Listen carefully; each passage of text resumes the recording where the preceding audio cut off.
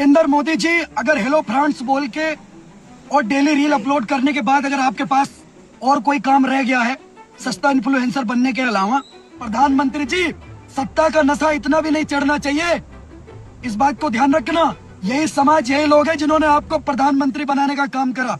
पिछवाड़ा टूटा रे, अरे मोदी तेरे प्यार में पिछवाड़ा टूटा रे। तो देखो भैया, अभिषेक ठाकुर ने कल एक धमकी भरी वीडियो बनाई है देश के प्रधानमंत्री के लिए। एक वो याद है वो सलवार वाली दड़ियल रामदेव, अभी उसकी क्लिप देखी, कहता भाई साहब ये आजादी के नारे मारने से ना कोई देश आगे नहीं बढ़ता। हाँ भाई हाँ बिल्कुल, कैसे बढ़ता देश आगे? कोरोना के टाइम में झूठ बोल के कि मेरी दवाई खा लो, हैं कोर्ट में माफी मांग के। प्रॉब्लम ये है कि तू गोदी मीडिया का दलाल है, और क्या प्रॉब्लम हो सकती है साले चड्डी गैंग के चमन चिलगोजे। प्रॉब्लम ये है कि तू चाहता है कि सरकारी प्रोपेगेंडा फैलाने में कोई प्रॉब्लम ही ना है, और अगर मुसलमान की लाइफ में कोई प्रॉब्लम नहीं होगी तो ये तो इस दल्ले की लाइफ। कैसे मेरे सभी प्यारे बहन भाइयों, आशा करती हूँ आप सब अच्छे होंगे। आज मैं फिर से हाजिर हूं एक नई वीडियो के साथ। आपने स्टार्टिंग में मेरा छोटा सा वीडियो क्लिप तो देखा ही होगा।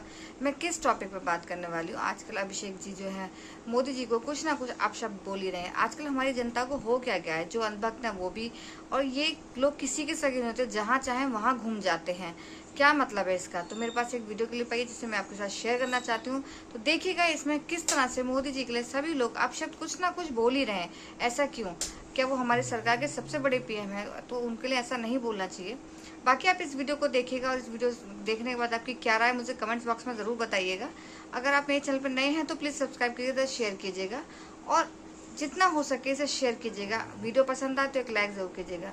आप देखिएगा कि इसमें लोग बाग जाति धर्म इन सब को दरकिनार करते हुए बस एक ही टॉपिक रहता है कि मोदी जी के लिए कुछ ना कुछ बोलना, जो कि वो आजकल एक ट्रेंड में आ गया है कि जो भी आता है वीडियो पे कुछ ना कुछ बोलता ही चला जाता है।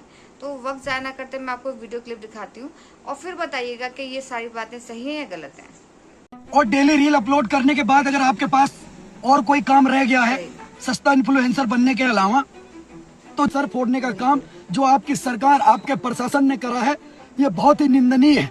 ये कोई ऐसे लोग नहीं थे जो आपकी माँ को गाली दे रहे थे, जो आपकी बहन को गाली दे रहे थे, जो भारत देश को गाली दे रहे थे।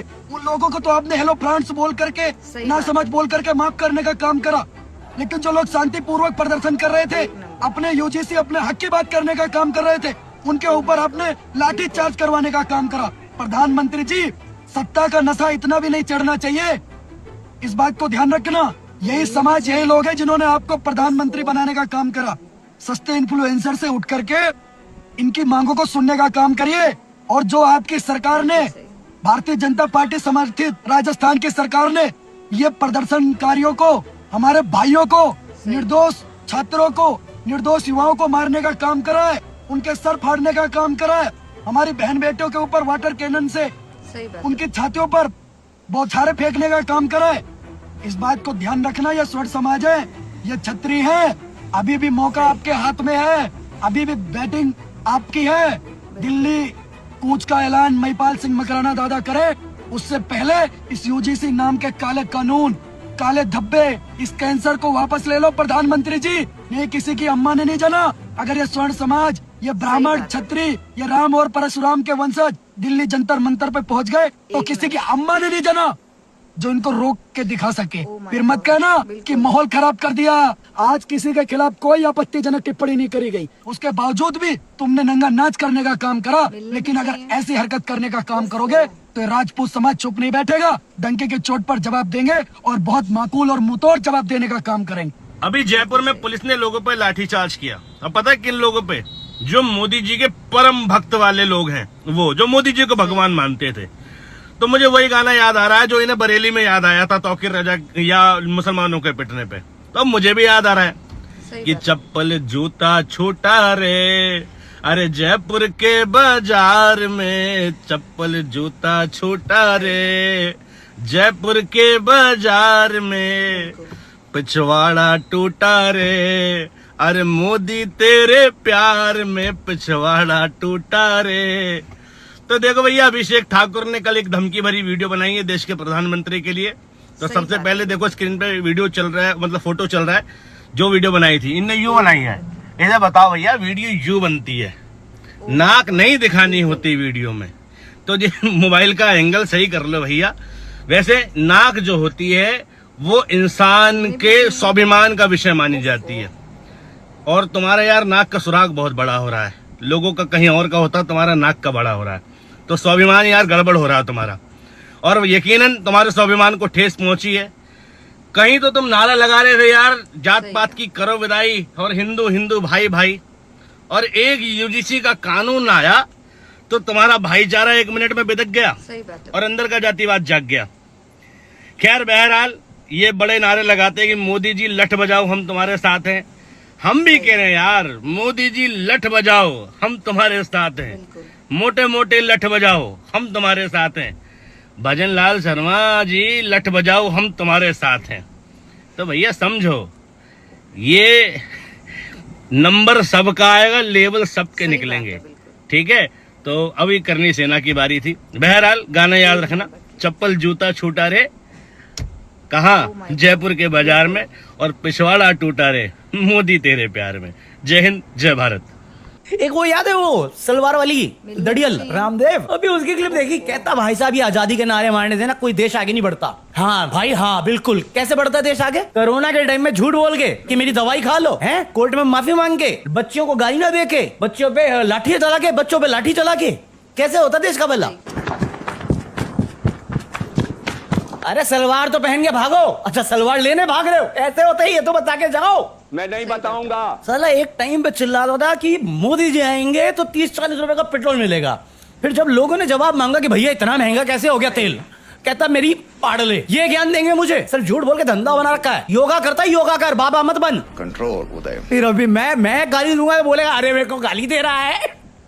और मैं तो गंदी गंदी भी देता हूँ, डायनासोर भी नहीं छोड़ता मैं। अबे साले, इसके भी तो खुद के बच्चे नहीं है। अगर होते तो पता होता ना कि बहाने से नहीं होता। 1.5 आंख खोल देगा अच्छे से तो जंतर में जो 20 तारीख को हुआ उस पर तो थू थू बनती है, अमित शाह की भी, मोदी की भी, और मोदी जी की अम्मी की भी।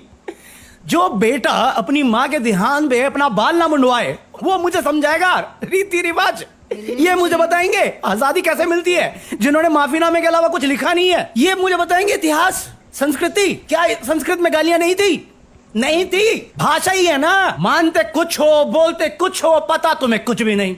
ज्ञान दे दो दुनिया भर का, ब्रह्मांड का। जाके पश्चिम उत्तानासन कर, पेट मत घुमा, बहुत अजीब लगता है। कुछ भी फर्क बताऊंगा। जंतर मंतर और रांची की जगह पर जहाँ छात्र बैठे, ये भी जेंसी है, लेकिन किस तरह का फर्क है समझिए। देखिए मंदिर से लंगर आया है, ये देखिए आप, ये मंदिर से लंगर आया है और यहाँ पर मंदिर से प्रसाद है। देखिए फर्क क्या है? बात ही बिरयानी जुनैद की बिरयानी, लेकिन यहाँ पर मंदिर से लंगर आ रहा है। लेकिन एक चीज है, किस तरह का फर्क जंतर मंतर और यहाँ फर्क नहीं, प्रॉब्लम बताती हूँ। प्रॉब्लम ये है कि तू गोदी मीडिया का दलाल है। और क्या प्रॉब्लम हो सकती है? साले चड्डी गैंग के चमन चिलगोजे। प्रॉब्लम ये है कि तू चाहता है कि सरकारी प्रोपेगेंडा फैलाने में कोई प्रॉब्लम ही ना आए। और अगर मुसलमान की लाइफ में कोई प्रॉब्लम नहीं होगी तो ये तो इस दल्ले की लाइफ की सबसे बड़ी प्रॉब्लम है। प्रॉब्लम ये है कि सरकारी प्रोपेगेंडुओं को जनता के मुद्दों से ज्यादा धार्मिक भेदभाव दिखता है। प्रॉब्लम ये है कि जब सारा देश एक साथ तुम्हारे बाप के खिलाफ खड़ा हो गया था तो तुम्हारे पिछवाड़े सुलग गए थे और तुम्हारी बोटियां कम होती दिख गई थी तुमको। क्योंकि अगर एकता आ गई इस देश में तो तुम्हारे अब्बा नहीं मानेंगे तुम्हारी 2 रुपल्ली देने के लिए। सरकारी पेडिग्री पे डूबे डूबे साले फूले हुए किशमिश जैसे हो गए हैं। ये साले पौपौ के पिल्ले पूरा पूरा दिन नफरत बोते रहते हैं। पूरा पूरा दिन पता नहीं कौन सा चरस फूक रहे हैं कि भैंस की आंख इनकी नफरत का नशा उतर ही नहीं रहा है। आई होप ये जो छिंदी बकवास तूने पा दी है ना ये फई की है, क्योंकि चिल्लड़ नहीं है हमारे पास। भाई हमारे देश में बाबाओं का ज्ञान जो है वो रुकने का नाम नहीं ले रहे। A for Apple wrong, A for अमरूद राइट। हम सेब के पेड़ के नीचे खड़े होकर कह रहे हैं कि ए फॉर एप्पल नहीं, ए फॉर अमरूद होना चाहिए। ये ठीक ऐसा ही है कि आप मर्सिडीज के सामने खड़े हो और ज्ञान दे रहे हो कि सी फॉर कार नहीं, सी फॉर साइकिल होना चाहिए क्योंकि ये देसी है। और बाबा जी आपकी जानकारी के लिए बता दूं, आप जिस फल को भारतीय का शुद्ध फल बोल रहे हो खुद भारतीय नहीं है। 16वीं शताब्दी में पोर्तुगीज लोग इसे मध्य और दक्षिण अमेरिका से भारत लेके आए थे। यानी बाबा जी जिसको देसी बता रहे हैं वो खुद विदेशी है। बाबा जी का कहना है कि ए फॉर अमरूद सिखाओ, इससे बच्चे जो है अंग्रेजी कम खिचड़ी ज्यादा पकाएंगे। एप्पल तो अमेरिका और विदेशी फल है। इनके हिसाब से अमेरिका का ज्यादा फायदा हो रहा है क्योंकि हम सेब खा रहे हैं, लेकिन ये भूल गए कि हमारा हिमाचल प्रदेश, उत्तराखंड, जम्मू कश्मीर इसी पर निर्भर करता है। यहाँ पर सेब का उत्पादन होता है और किसान अपनी मेहनत से इसको उगाते हैं। कुछ भी हो, बाबा जी ने एक ही वीडियो में भूगोल, इतिहास और अंग्रेजी तीनों की परिभाषा लिख दी है। अखिलेश की सरकार में भी हो रही थी कांवड़ यात्रा, तो उससे पहले की सरकारों में भी हो रही थी। मुख्यमंत्री तो 10 साल से हैं, लेकिन उससे पहले कांवड़ यात्रा जा रही थी। ना स्कूल बंद हो रहा था, ना कॉलेज, ना रास्ता बंद हो रहा था, ना ठेला, ना कोई दुकानदार बंद हो रहा था, ना किसी दुकानदार की रोजी रोटी छीनी जा रही, सब कुछ हो रहा था। नमाज भी हो रही थी, कोई विवाद नहीं हो रहा था। एक सुशासन बाबू आए जो कह रहे कानून का राज है और सब कुछ बंद करा दे रहे हैं। इसके बावजूद जगह जगह से वीडियो निकल के आती है कि कावड़ियों ने यहां गाड़ी तोड़ दी, कावड़ियों ने वहां दुकान तोड़ दी, वहां कावड़िये कुचल दिए गए, दोनों के साथ घटना घट रही है। तो भैया ऐसे सुशासन से अच्छा है कि वो वाला कुशासन आ जाए जिसमें सब कुछ चल रहा था। दलितों का सबसे पावन त्योहार बाबा साहब अम्बेडकर की जयंती नहीं है। दलितों का सबसे पावन त्योहार तो अब आता है जो हर साल सावन मास में आता है, कावड़ यात्रा। द प्रिंट का एक आर्टिकल कहता है कि 60 से 70% दलित युवा इस कावड़ यात्रा में शामिल होते हैं। और बताऊं कितना खर्चा करते हो तुम लोग? टोटल का अगर मिलाऊं 60 से 70%, 5 से 6 करोड़ दलित 9,000 से लेकर 11,690 करोड़ रुपए फूंक कर आते हैं। अपनी 6 महीने की जमा पूंजी को एक साइड लगा देते हैं ये लोग हैं। मैं तुम्हें पता है क्यों कह रहा हूं ऐसा? आस्था को ठेस नहीं पहुंचा रहा, तुम्हारी आस्था है, कहीं भी कुछ भी करो सुनकर जाओगे। बाबा साहब अम्बेडकर ने कहा था जहां आपके आत्मसम्मान को ठेस पहुंचे वहां कृपया मत जाओ, लेकिन तुम लोग नहीं